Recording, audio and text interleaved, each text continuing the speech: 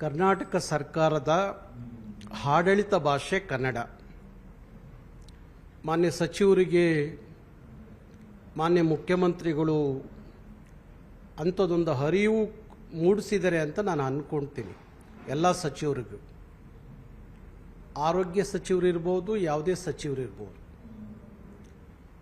ನೀವು ಉರ್ದು ಭಾಷೆಯನ್ನು ಆರೋಗ್ಯ ಇಲಾಖೆಯಲ್ಲಿ ತರುವಂಥ ಕೆಲಸಕ್ಕೆ ಯಾಕೆ ಮುಂದಾದ್ರಿ ಅನ್ನೋದೇ ನನಗೆ ಅರ್ಥ ಆಗದೇ ಇರುವಂಥ ವಿಚಾರ.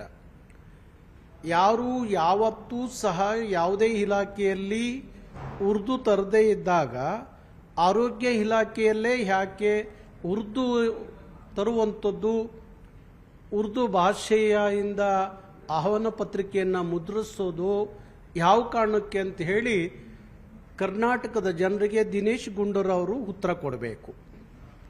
ಈ ರಾಜ್ಯದ ಮುಸಲ್ಮಾನರಿರ್ಬೋದು, ಕ್ರೈಸ್ತರಿರ್ಬೋದು, ಯಾವುದೇ ಭಾಷೆಯ ಜನರಿರ್ಬೋದು, ಯಾವುದೇ ಧರ್ಮದ ಜನರಿರ್ಬೋದು, ಈ ನಾಡಿನ, ಈ ರಾಜ್ಯದ ಸರ್ಕಾರದ ಆಡಳಿತ ಭಾಷೆ ಅದು ಕನ್ನಡ.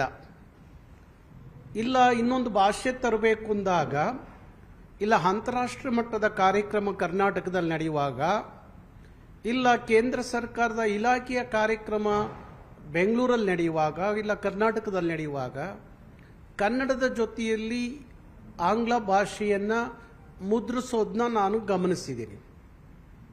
ಪ್ರಥಮ ಭಾಷೆಯಾಗಿ ಕನ್ನಡ, ಎರಡನೇ ಭಾಷೆಯಾಗಿ ಇಂಗ್ಲೀಷನ್ನು ಮುದ್ರಿಸೋದು ನೋಡಿದ್ದೀವಿ.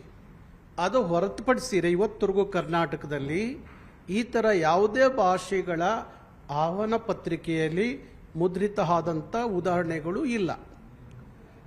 ಮಾನ್ಯ ಗುಂಡೂರಾಯರು ಅರ್ಥ ಮಾಡ್ಕೋಬೇಕು, ಸಮರ್ಥನೆ ಮಾಡ್ಕೊಳ್ಳೋದಲ್ಲ.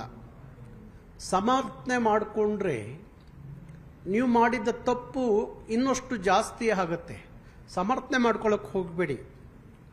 ಹಿಂದೆ ಗುಂಡೂರಾಯರು ಗಾಂಧಿನಗರದ ಕೆಲವು ತಮಿಳರು ಇರುವಂಥ ಪ್ರದೇಶಕ್ಕೆ ಹೋದರೆ ಅಲ್ಲಿ MGR ಥರ ಟೋಪಿ ಹಾಕ್ಕೊಂಡು, ಕನ್ನಡಕ ಹಾಕ್ಕೊಂಡು ತಮಿಳಲ್ಲಿ ಭಾಷಣ ಮಾಡ್ತಿದ್ದ ಒಂದು ಕಾಲ ಇತ್ತು.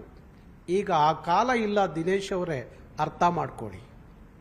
ಈಗ ಕನ್ನಡದ ಜನ ಪ್ರಜ್ಞಾವಂತರಿದ್ದಾರೆ, ವಿಚಾರವಂತರಿದ್ದಾರೆ. ತಕ್ಷಣ ಅದಕ್ಕೆ ಹೇಗೆ ಉತ್ತರ ಕೊಡಬೇಕು, ಸ್ಪಂದಿಸಬೇಕು ಅನ್ನೋದು ಗೊತ್ತಿದೆ. ಅವತ್ತಿನ ಶ್ರೀರಾಮ್ಪುರ ಅಂತ ಪ್ರದೇಶದಲ್ಲಿ ತಮಿಳು ಮಾತಾಡಿದ್ರೆ ವೋಟ್ ಬ್ಯಾಂಕು ಅನ್ನೋ ಕಾರಣಕ್ಕೆ ಅವತ್ತು ಗುಂಡೂರಾಯರು ತಮಿಳಲ್ಲಿ ಮಾತಾಡ್ತಿದ್ರು.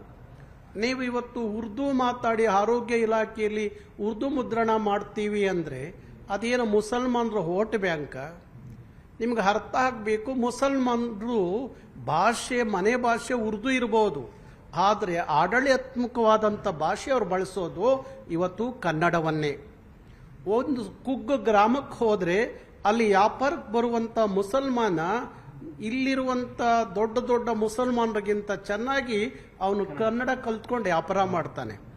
ಅದು ಈ ಕರ್ನಾಟಕದ ಮುಸಲ್ಮಾನರು ಕರ್ನಾಟಕ ಕೊಡುವಂಥ ಗೌರವ. ಆಗಿರುವಾಗ ನೀವ್ಯಾಕೆ ಅದನ್ನು ಉರ್ದುವನ್ನು ತುರುಕುವಂಥ ಕೆಲಸ ರಾಜ್ಯ ಸರ್ಕಾರದ ಆಡಳಿತಾತ್ಮಕವಾಗಿ ಮಾಡ್ತಾ ಇದ್ದೀರಿ ಅನ್ನೋದು ನನಗೆ ಗೊತ್ತಾಗದೇ ಇರುವಂಥ ವಿಚಾರ. ಹಾಗಾಗಿ ಸಮರ್ಥನೆ ಮಾಡ್ಕೊಳ್ಳೋದ್ರಿಂದ ಯಾವ ಪ್ರಯೋಜನವೂ ಆಗಲ್ಲ. ನಿಮ್ಮ ಸರ್ಕಾರದ ನಡೆ ಎಂಥದ್ದು ಅನ್ನೋದು ಜನಕ್ಕೆ ಅರ್ಥ ಆಗುತ್ತೆ. ಸಮರ್ಥನೆ ಮಾಡ್ಕೊಳ್ಳೋಕೆ ಹೋಗಬೇಡಿ. ತಪ್ಪಾಗಿದೆ, ಸರಿ ಮಾಡ್ಕೋತೀವಿ ಅಂತ ಹೇಳಬೇಕು. ದಿನೇಶ್ ಗುಂಡೂರಾಯರು ಕನ್ನಡದ ವಿಚಾರದಲ್ಲಿ ಎಷ್ಟೇ ದೊಡ್ಡ ವ್ಯಕ್ತಿ ಆದರೂ ನಾವು ಅದನ್ನು ಸುಮ್ಮನೆ ಬಿಡೋರಲ್ಲ, ಅದನ್ನು ತಿಳ್ಕೊಂಬಿಡಿ. ಹಿಂದೆ ದೂರದರ್ಶನದಲ್ಲಿ ಉರ್ದು ವಾರ್ತೆ ಬಂತು ಅಂದಿದ್ದಕ್ಕೆ ಇಡೀ ಅವತ್ತು ಕರ್ನಾಟಕ ಹತ್ತು ಉರಿದಿತ್ತು.